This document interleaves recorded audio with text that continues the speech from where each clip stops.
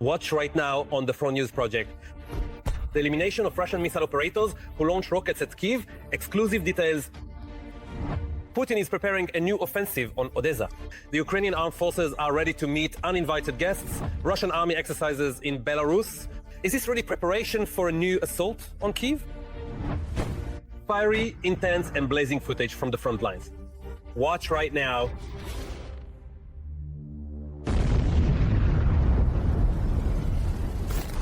It's the fourth year of the full-scale war that Putin's Russia started on Ukrainian soil. The armed forces of Ukraine continue to heroically defend not only their homeland, but the entire civilized world from the aggression of Kremlin war criminals. Welcome! This is Front News with you, Volodymyr Tymoshenko. In the next 30 minutes, you'll get the truth about the war, which our journalists obtain from the hottest combat zones. So, are you ready? Then let's begin.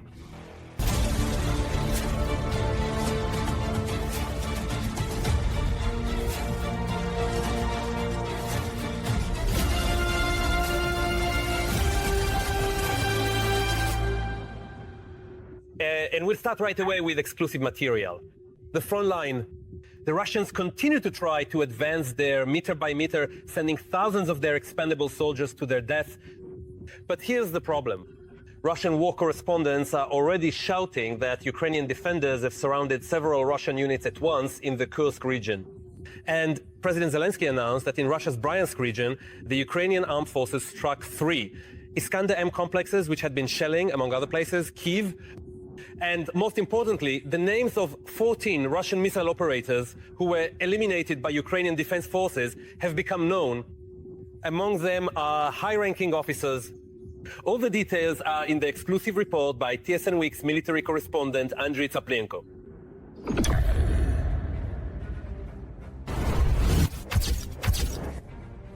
This is the commander of the Iskander division, Lieutenant Colonel Oleg Podozerov. The Russian officer tenderly poses with his daughter, while at the same time cold-bloodedly launches missiles at Ukrainian children. Or rather, he used to launch them. Yes, during an attempt to shell Kyiv on June 5, an Iskander-M launcher was destroyed. And along with the missiles, 14 killers who launched them were eliminated. Half of those on the list of those eliminated officers. Among them was Lieutenant Colonel Podozerov.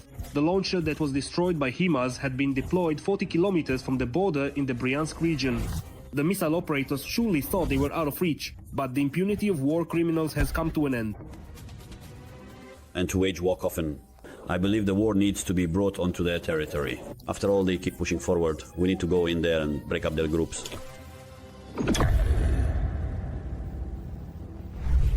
Radik and his comrades from the Eri Battalion are fighting right here, in Tetkino, a large settlement in the Kursk region. Ukrainian forces entered Tetkino several weeks ago. The fighting is ongoing practically in the center of the settlement. They're spreading it on their local public forums. Even their local forums and military are spreading the word that Tetkino is surrounded, that our soldiers are there, and so on.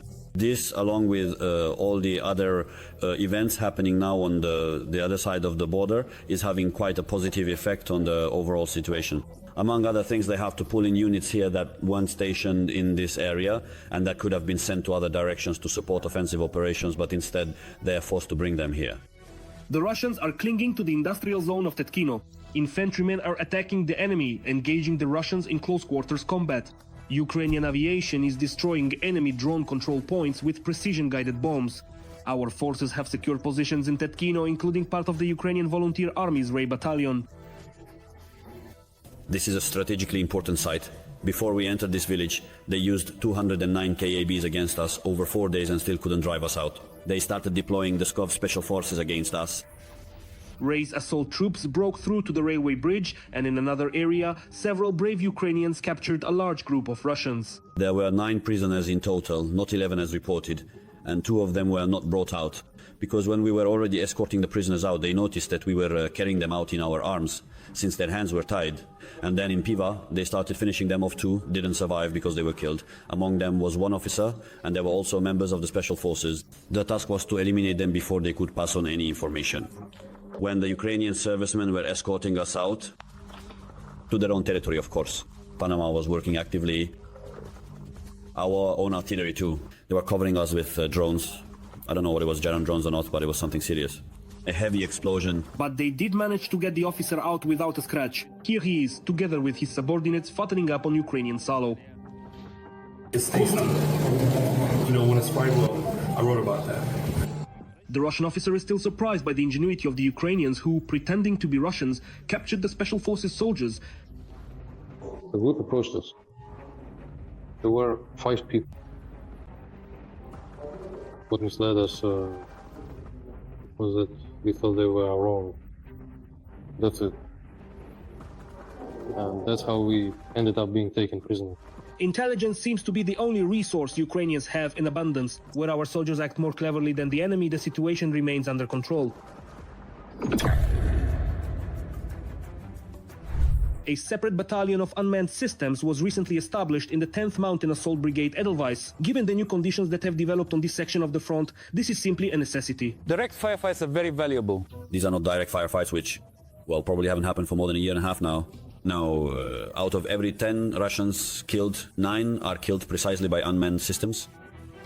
The brigade has been holding the defense near Siversk for the 2nd year. For several weeks in a row, the Russians have been trying to encircle the city. They are doing everything to cut off our logistics first and foremost, and of course to strike at the pilots' positions. These are their priority targets right now. Of course, for our part, we have to take certain measures, build backup positions and lines of defense so we can change the locations we operate from.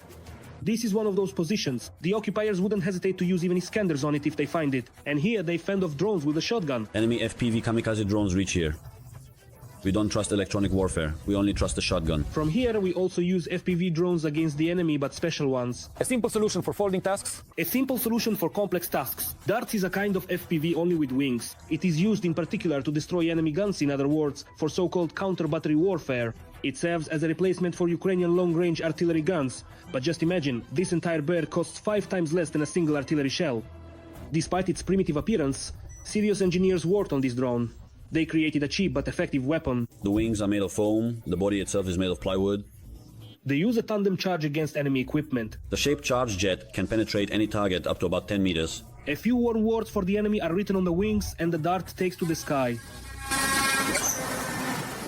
It can cover up to 50 kilometers, and if it locks onto a target, electronic warfare can no longer stop it. Exactly what is needed in the Sivershina region. Within a radius of 35 kilometers, I can't even remember the last time I saw any heavy equipment or a tank. We focus on logistics, on the movement of any heavy equipment that is likely being prepared for future assaults. Here, in the dart sights, is an enemy armored vehicle, the final phase of the flight, and the drones automatically lock onto the target. The crew of the armored vehicle understood everything and scattered just seconds before the dart turned it into a firework. Ammunition for the dart is prepared here in an underground workshop that serves the entire battalion of unmanned systems. A cumulative warhead with a shaped charge effect. Today, winged FPVs are effective. Tomorrow, they might lose all relevance. The drone laboratory in the Unmanned Systems Battalion is forced to respond to changes much faster than the manufacturers of wings or quadcopters. Nothing can be universal. The Russians also always want to counter us. They find ways to jam us, they figure out how we control things. So, it works for a while. In 2 or 3 months it will no longer work, so we have to come up with something new again. The new thing doesn't necessarily have to fly. This is the area around the village of Dvorichne in the Kharkiv region. Here, the 8th Battalion of the 10th Mountain Assault Brigade is holding the defense. The enemy has crossed to the right bank of the Oskil River and captured part of Dvorichne. They are trying to establish a bridgehead, and from that bridgehead begin the encirclement of Kupansk. Are they making any advances or not? Has the line stopped moving? No, the line has stopped. The guys are holding their positions both in the village and around it. Delivering food, ammunition and medical supplies to the defenders of Dvorichne is extremely dangerous. The crew of this pickup miraculously survived after hitting a shaped charge. The main thing is that everyone is alive. The drone looks like a kind of multi-tool on tracks. It delivers cargo, evacuates the dead and wounded, sets up barriers and can even lay mines. There is a separate module for each task. We drive the little small vehicle. We drive the vehicle and set up minefields.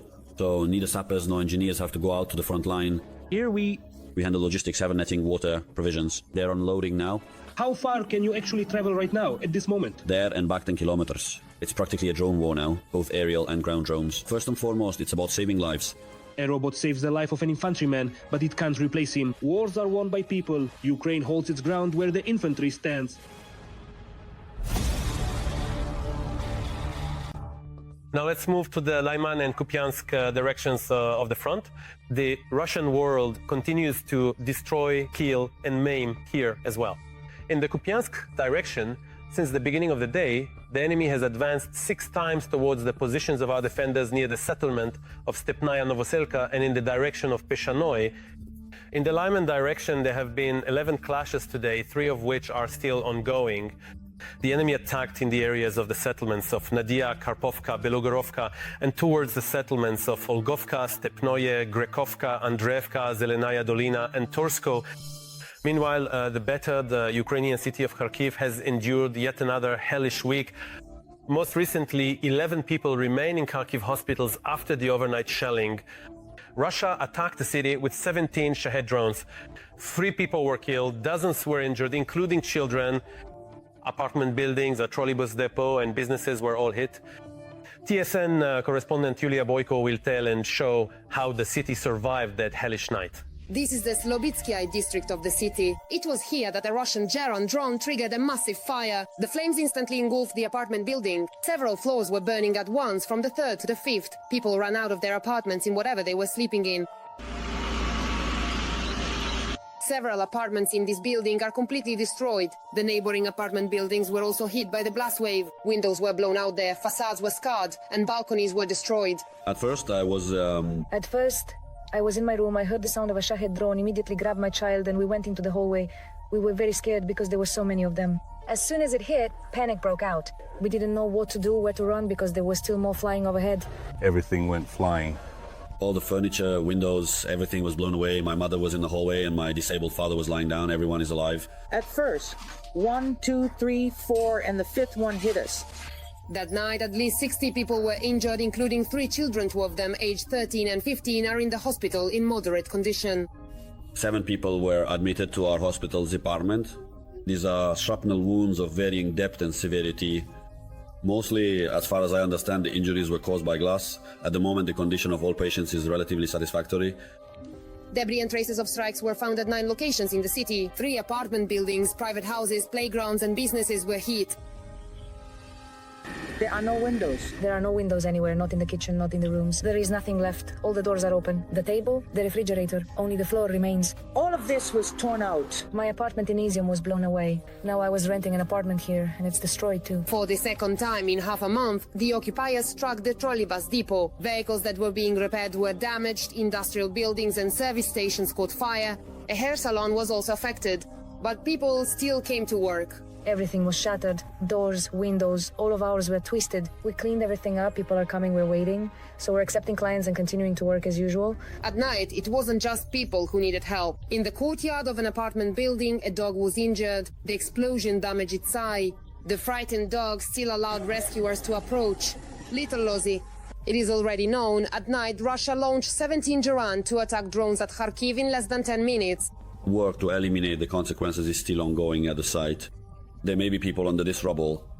The enemy targeted exclusively civilian enterprises. These are businesses, residential buildings, and sleeping districts. As a result of these attacks, a huge number of civilians are indeed suffering. Meanwhile, the search operation continues at the enterprise that was attacked by the Russians on the night of June 7th. Rescuers have found the body of another victim there. Work to free the body is still ongoing. According to the prosecutor's office, there may be the bodies of 4 more people under the rubble. Every voice matters. Join our community, support independent journalism and help us bring you the truth from Ukraine. Become a member of Ukraine Today. Join us now. And now it's time to analyze the current situation on the Kramatorsk front. The enemy is becoming more aggressive here as well. On the Kramatorsk front, our defenders repelled 2 enemy attacks. The enemy carried out offensive actions, trying to advance towards Stupochki and Bilaora. Another clash is still ongoing. Meanwhile, terrorist Russia is planning to capture Odessa and reach the border with Moldova and Romania. Do the Russians, God forbid, have the resources and strength to carry out their criminal plans? We'll talk about that in just a minute. In addition, under the guise of exercises in Belarus, the Russian Federation may launch an offensive on the Kyiv, Volyn, Zhytomyr, Rivne and Chernihiv regions. This was stated by the deputy commander of the 3rd Separate Assault Brigade, Maxim Zhorin. More on the new strategic plans of Putin's war criminals in our next report. Putin's occupiers are preparing for a new assault on Kyiv, Russian troops may launch a new offensive operation on the capital using the large-scale Zapad 2025 exercises, which are to be held in Belarus, as cover. Lieutenant Colonel Maxim Zhorin, deputy commander of the legendary 3rd Separate Assault Brigade, does not rule out such a scenario. But a decision on a possible offensive by the Russians has not yet been made. It's unlikely they would push through the Chernobyl zone. A strike from the direction of Zhytomyr, Rivne, and so on is also unlikely, but cannot be ruled out. Do they have the forces for this? I'm not sure, considering that right now they're redeploying divisions and units from the Sumy direction to Zaporizhia, and vice versa. And Russia also wants to take control of Odessa. After that, the enemy plans to reach the border with Romania and Moldova, according to Ukrainian President Volodymyr Zelensky. They plan to take Odessa in two ways, if you remember. An amphibious operation was planned, but that fell apart when our armed forces sank and damaged all the landing ships they had. They were based in Berdyansk and in Crimea. The remaining ships retreated to Novorossiysk. As for a breakthrough by land, in order to take Odessa, they would have to take Kherson again, cross the Dnipro, and go through Mykolaiv. But for now, these are just possible scenarios. The occupiers have some real achievements. Their total losses in the war have exceeded 1 million personnel. Now, that's a significant anniversary for Russia Day. So what, are we supposed to just roll out a red carpet for them or something? Of course not. And here are some more little gifts that have arrived. Agents of the partisan movement Atesh carried out a successful sabotage operation in temporarily occupied Melitopol. While sending their regards to the occupiers, one of the partisans set fire to a military Ural truck. As a result, several invaders from the duty shift will remain forever in the fields of Zaporizhia. And in addition, Ukraine's defense forces struck an electronics factory near Moscow that produces components for Russian weaponry.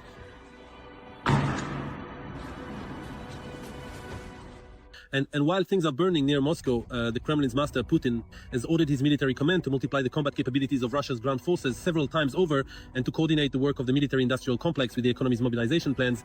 What does it mean to multiply combat capabilities several times over? Tanks, as the main strike force, have already ceased to be the primary offensive weapon in the era of constant drone attacks. Aviation, well, we're fighting it quite successfully as well. As for the ground forces, they've been reduced to launching attacks in Zhiguli cars and on motorcycles. Putin also demanded that bases, arsenals and airfields for new weapon systems be prepared in advance so that they aren't just set up in open fields. It's necessary to calculate the needs ahead of time and begin preparing the infrastructure for deploying new weapon systems, including bases, arsenals, airfields, and so on. The financial resources required for the construction and modernization of such facilities must be allocated as a separate line in the program. And of course, the Kremlin dictator once again boasted about his nuclear arsenal, claiming that it is the most advanced in the world. Currently, the share of modern weapons and equipment in the strategic nuclear forces is already 95%. This is a good figure, but in fact it is the highest among all the world's nuclear powers. The highest figure. Here, judging by the numerous tests of the same Bulava, the same Yars, which have not always been successful. Not everything is as great as they claim, thank God. And it's one thing to announce the adoption of some new unit or a new type of weapon, but it's quite another to actually put them on combat duty. That is, they definitely have both silo-based and mobile Tupolev and Yars systems. How modern they are and how much they differ from developments dating back to Soviet times is hard to say. But the occupiers did manage to modernize their drones. Russia has likely used the new Geran-3 missile UAV during the attack on Kyiv. Essentially, it's the same Shahed, but with a jet engine. Talks about its appearance have been going on since 2024, if I remember correctly. Remnants of a small turbojet engine were found after a Shahed or Geran-3 was shot down. Photos of this turbojet engine are already circulating online. It's no secret. There's nothing surprising about this either. They're deploying new types of weapons, trying to increase the speed of their strike drones to make it harder for our air defense forces to intercept them. Meanwhile, Israel has informed the United States of its readiness to launch a military operation in Iran. At the same time, it is noted that Washington expects Iran may retaliate by striking certain American targets in neighboring Iraq. And since we've already started talking about the Ukrainian Pearl by the Sea, how can we not mention this terrible event? The Russians attacked the territory of the world-famous Odessa film studio with 2 drones at once. As a result of the explosion, a warehouse with costumes and props was damaged, production facilities were destroyed, and part of the sets, equipment, and apparatus were wiped out. Because the drones were equipped with high explosive fragmentation warheads, there was destruction and a fire, which the film studio workers themselves extinguished at the risk of their lives. Our correspondent Serhiy Sachuk will tell us more about the aftermath of the attack.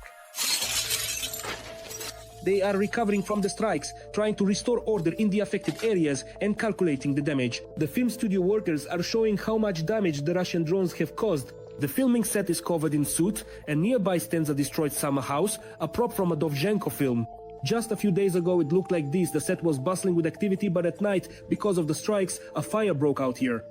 The security guards weren't scared, they came and contained the fire, and thanks to that, significant damage was prevented. I also believe that Heavenly Forces are protecting the Odessa film studio, because if those Shaheeds had flown just 5 meters further, right here where the strike hit, we would have been putting out a fire in our costume and props warehouse for an entire month, since there are very valuable items there. There are more than 60,000 items of costumes and props there which have been collected over 100 years. In the rooms where these unique costumes and props are kept, not a single window survived.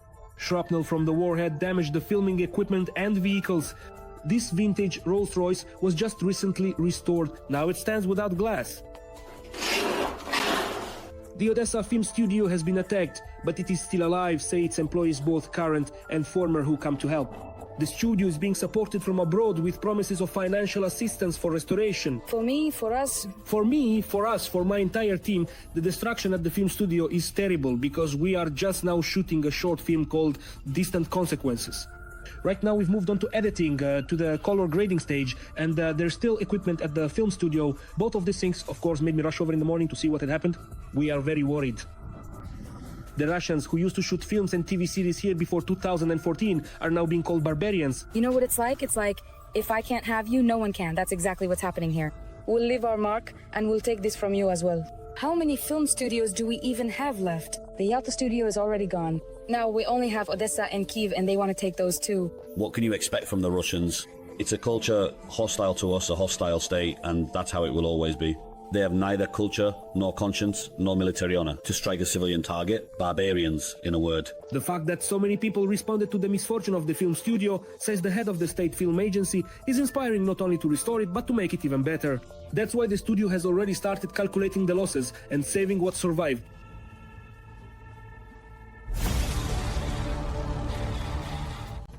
Now let's analyze the situation on the Pokrovsk front. Let's be honest, this is yet another sacred objective for Putin and his entire pack. Accordingly, the situation here is also extremely tense. On the Pokrovsk front, the enemy initiated clashes of varying intensity 33 times in the areas of the settlements of Poltavka, Malinovka, Marolyubivka, Lisovka, Zverevo, Kotlino, Udachne, Muravka, Novokrainka, and Alexievka. Our defenders repelled 31 enemy attacks. The fighting continues. The enemy also carried out airstrikes on the areas of Poltavka and Koptevo. A Kursk scenario is unfolding on the Pokrovsk front. The occupiers are trying to disrupt Ukrainian logistics with their drones, using loitering munitions even against infantry, and shelling frontline roads as well as both civilian and military vehicles. To control the access routes to the front line, the Russians have brought their special unit Orion to the Pokrovsk direction. This is the very unit that, let's say, operated in the Kursk region. How dangerous is this? And how are Ukrainian defenders countering the aggressors in this section of the front? Our special correspondent for TSN, Yulia Kirienko, will tell us more. At a heading of 210, the FPV drones quickly flew past the houses. They didn't have time to fire back. There are more. The Russians from the Kursk region have brought in a unit called Rubicon. These are certain pro-Russian unmanned systems forces that operate deep behind our lines, particularly using drones. Right now we can't go out to our position because these Russian pilots are out hunting. Several FPV drones have flown very far from the front line, deep into the rear toward Dobropilya. There's an FPV coming from Rodinska in our direction. Tell Sanya to stand by with the rifle. This Rubicon unit has disrupted our troops' logistics in the Kursk region. Now they're doing the same thing in Pokrovsk. Even though we're in an armored Humvee, it already has marks from enemy drone strikes. It hit on the left side and damaged the wheel on the right. We're finally heading out. The drone didn't notice us and flew on. We need to reach the soldiers while there's still a corridor in the temporarily clear sky. The heavy American Humvee and its driver are giving it their all, not even slowing down on the turns. The drone's cannon was aimed in detail. And here the commander is trying to save 3 of our infantrymen from an enemy FPV drone. The Russian UAV has already dropped munitions on our position. It caught fire. The commander is urgently moving soldiers to a backup position. Go, go, go, go, go, go, go, go. Down, straight down, go down. The battalion commander gives instructions to the pilot, who is guiding the soldiers via radio. Everyone is nervous because they are responsible for those 3 lives on the screen. Tell them there's a body lying there. There's a Russian lying there, let them jump in there quickly. They need to go now. Now when they come down, by the time they come down, it'll be too late. They are visible? The soldiers have a few minutes to jump into cover, because just like our pilot can see them, so can the Russian, and the enemy will open fire. Come on, come on, come on, tell them to jump in faster already. Berlin, just tell them as clearly as possible to get in faster, they can rest once they're inside. Finally, the fighters are entering the position. Now it will be harder for the Russian drone to get them. All units of the 25 Airborne breathe a sigh of relief. Tell them to keep a lower profile so he doesn't see them, and to move further in and drop down there. At this moment, they are our most important resource. No matter how it sounds calling them a resource, but that's what they are. It's not that they're working for us, we're working for the soldiers. That's why we have to do everything possible to keep the enemy from reaching them. And if the enemy does get close, everything available in the battalion must be used to destroy them. All these events are taking place south of Pokrovsk. For a year now, the soldiers of the 25 have been holding the defense there and still haven't let the enemy into the city. This battalion also pushed the occupiers out of the village of Kotlino, which opened up advantageous positions for us. The units responsible for this sector are already a bit worn out. And as for the enemy, they're no fools either. They understand that it's no longer reasonable to push through head-on. Heavy losses. It's simple math. They counted how many they've lost, and now they're advancing side by side. Just in May, the paratroopers destroyed 300 occupiers near Pokrovsk. That's why the Russians decided not to launch frontal infantry assaults, but to use the Kursk tactic drone strikes deep into the territory to disrupt logistics and take control of the roads leading to our positions. And for now, they have more than enough of these drones.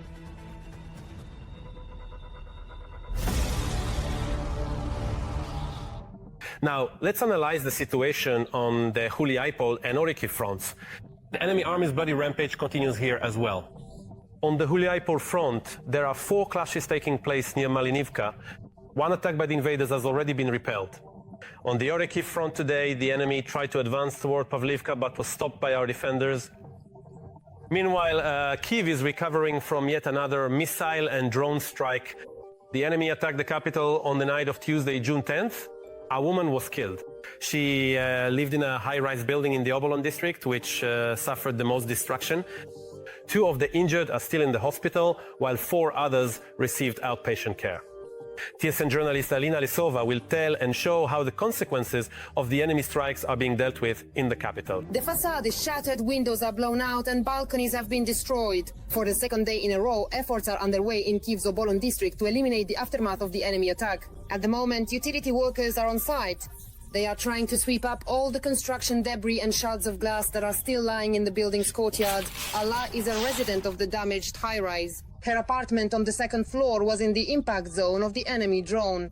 On the night leading into Tuesday, when Russia launched a massive attack on the capital, she was at her dacha, so fortunately she was not harmed. We are in Lucina. There, do you see the hole? A direct hit. There you see a hole, a chunk of concrete, and you can see that the blast wave knocked out the floor slab on the 3rd floor.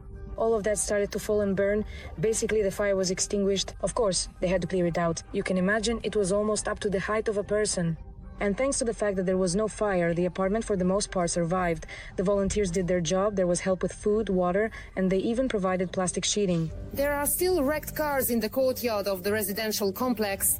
At the moment, their owners are trying to remove them so they don't get in the way of the utility workers. It was practically at the epicenter, practically at the very center of the explosion, so its condition is such that I'm just planning to scrap it. That's all. Sviatoslav is trying to take away not just 1 but 2 Karshis and his wife's most likely just for scrap metal. His family lives in the building next door. The apartment wasn't damaged, but he says the powerful explosions really frightened the little children. The alarm started.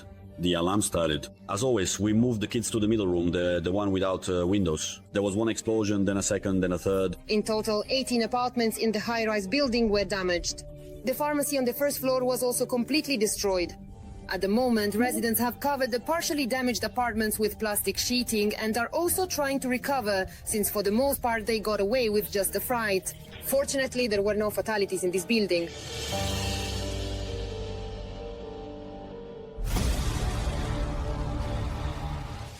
That's all for today, but very soon Front News will bring you new, unique reports from our journalists in the hottest spots of the war, obtained so that you know the truth.